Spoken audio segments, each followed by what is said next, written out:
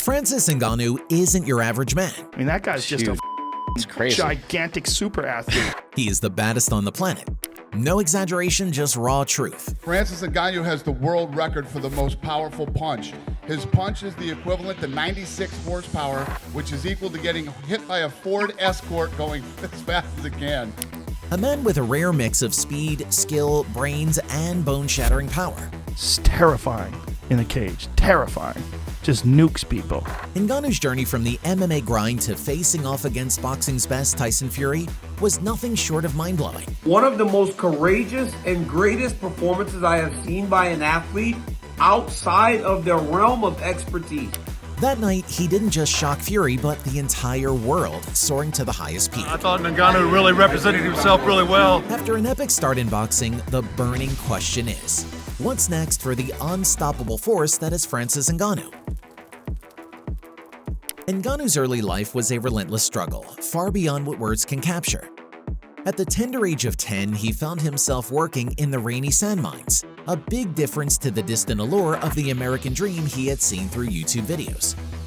Inspired by the legendary Mike Tyson, he dreamed of being a boxing champ, but he couldn't slug his way to belts and trophies in Cameroon. So at the age of 26, he left everything behind to chase that dream in Europe. Standing in his way was the Sahara Desert, 4 countries, the deep Mediterranean Sea, and the Atlantic Ocean. From having to feed on garbage to suffering multiple injuries and sleeping in forests, Ngannou's journey from his homeland to Europe resembled a Hollywood movie of surviving the worst. His story is so insane, it is like something from a movie. However, he defied all expectations and made it to the Spanish waters. After 2 months in a Spanish prison, he was freed and made his way to Paris. A homeless man in Paris, Ngannou slept on the streets before finding a local gym where he was allowed to train at no cost because of the massive potential seen in younger Ngannou. Introduced to mixed martial arts, he fought in regional promotions until finally breaking into the UFC in 2015.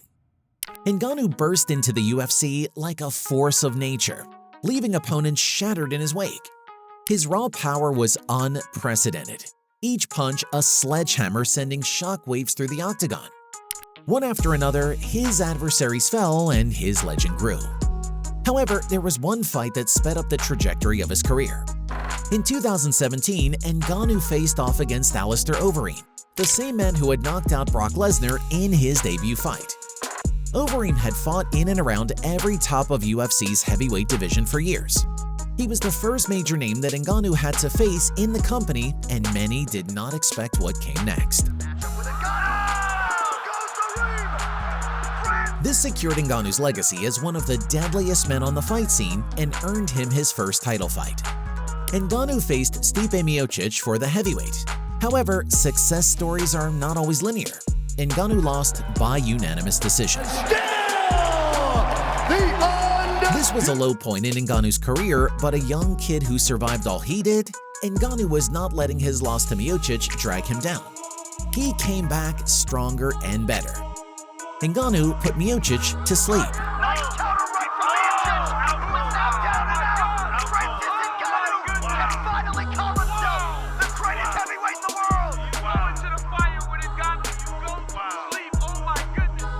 Francis Ngannou was the new UFC heavyweight champion.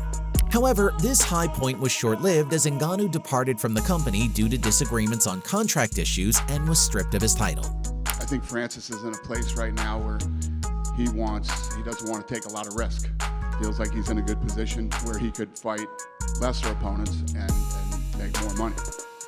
So we're gonna let him do that. We're gonna release him from his contract. We're gonna give up our right to match, and he can go wherever he wants and do whatever he wants. But while this signaled the probable end of his UFC career, it also meant Ngannou finally had the chance to pursue his first passion, boxing. And the door to boxing was opened to Francis Ngannou by the Gypsy King himself. I'm the boxing heavyweight champion, UFC heavyweight champion. He's in great shape, look at the muscles on him. And we're gonna find out who is the baddest motherfucker on the planet. Francis Ngannou was given no chance against Fury. However, fight night came and every mouth dropped as Ngannou dropped Fury in the 3rd round, battered him in the 8th, and overall delivered a beatdown to the Gypsy King. Their jaws dropped further as a split decision winner was announced, and it wasn't Ngannou. Many questioned the decision and felt Ngannou had been robbed. You know, it was pretty, and I thought he won the decision. A lot of people thought he won the decision. Very close fight. I mean, you can maybe say that Tyson Fury maybe could have won. I don't think so, though.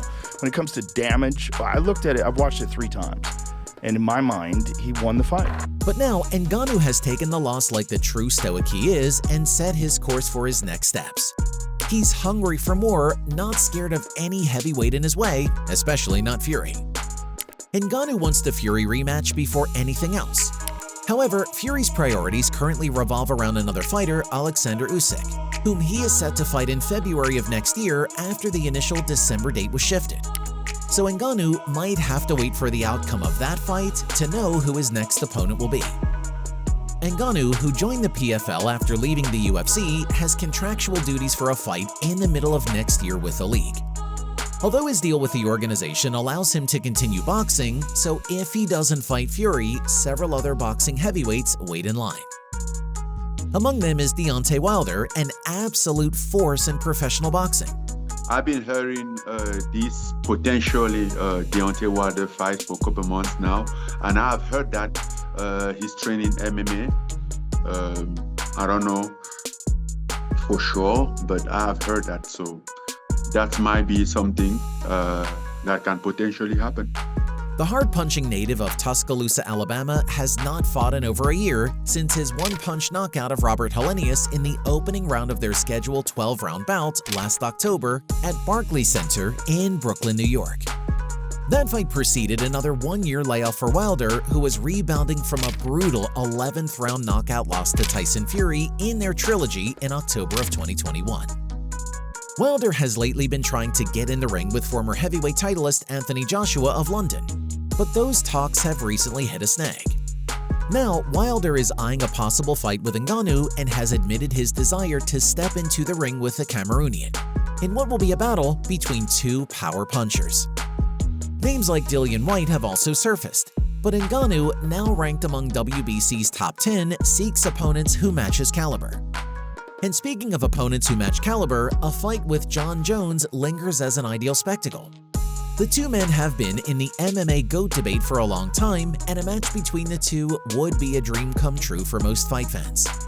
However, there's little to no chance of this happening as Jones is currently under contract with the UFC, and Ngannou's rocky relationship with UFC and Dana White makes his return to the company seemingly impossible.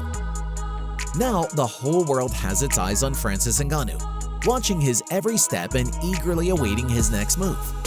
Will he wait for the Fury-Usyk outcome, or will he step into battle with another boxing heavyweight? Comment your thoughts, fight fans. Which direction would you rather see Ngannou go?